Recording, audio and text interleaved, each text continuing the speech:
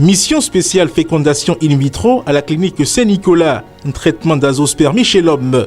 Procréation médicalement assistée pour les femmes âgées de 43 à 55 ans et qui désirent avoir un enfant. Tout cela est possible chez nous. Enregistrez-vous dès maintenant à la clinique Saint-Nicolas située à Porte-Novo, quartier Agbokou à 100 mètres du terrain de football.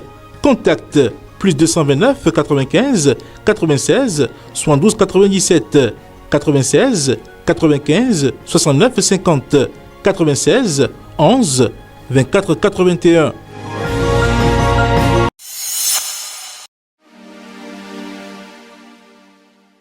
Bonjour à toutes et à tous. Merci de suivre le contenu de la une du quotidien Matin Libre sur Guérit TV Monde. À la manchette ce vendredi 24 novembre 2023, étude nationale des perspectives à long terme. Le Bénin pense son développement sur 2060. Pour Biotchane, c'est le moment de rêver grand pour notre pays. Que sera le Bénin d'ici 2060? À moins de 2 ans de la fin de la vision Alafia 2025, le gouvernement du président Patrice Talon se projette dans l'avenir. Hier, jeudi 23 novembre 2023, le ministre d'État chargé du développement et de la coordination de l'action gouvernementale, Abdoulaye Biotchane, a procédé au palais des congrès de Cotonou au lancement des études nationales de perspectives à long terme. Il s'agit de la vision Bénin 2060.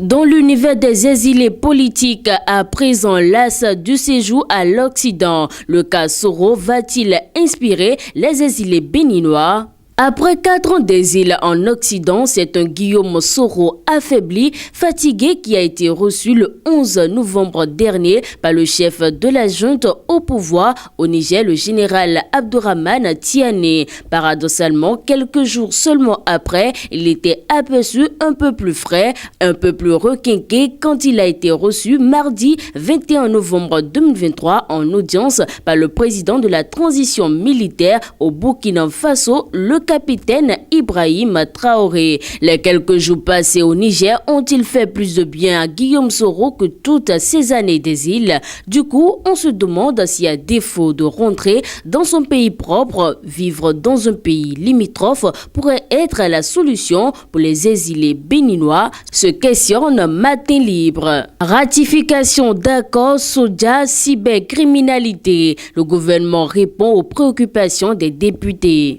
Depuis le 7 novembre 2019, date de la promulgation de la loi 2019-40 du 7 novembre 2019 à aujourd'hui, combien de conventions de financement ont été soumises à la ratification et ratifiées par le président de la République? Quel est le montant cumulé des conventions de financement ratifiées par le président de la République à ce jour? Quelles sont aussi les destinations de ces conventions de financement? Sur le total de ces conventions de financement ratifiées par le président de la République, combien ont déjà fait l'objet de comptes rendus à l'Assemblée nationale du Bénin? Ce sont là les questions auxquelles le ministre de la Justice, Yvonne Detchenou, a apporté des réponses ce jeudi 23 novembre 2023 devant les députés de l'Assemblée nationale dans le cadre de la séance plénière convoquée par le président Louis Béounou Vlavonou.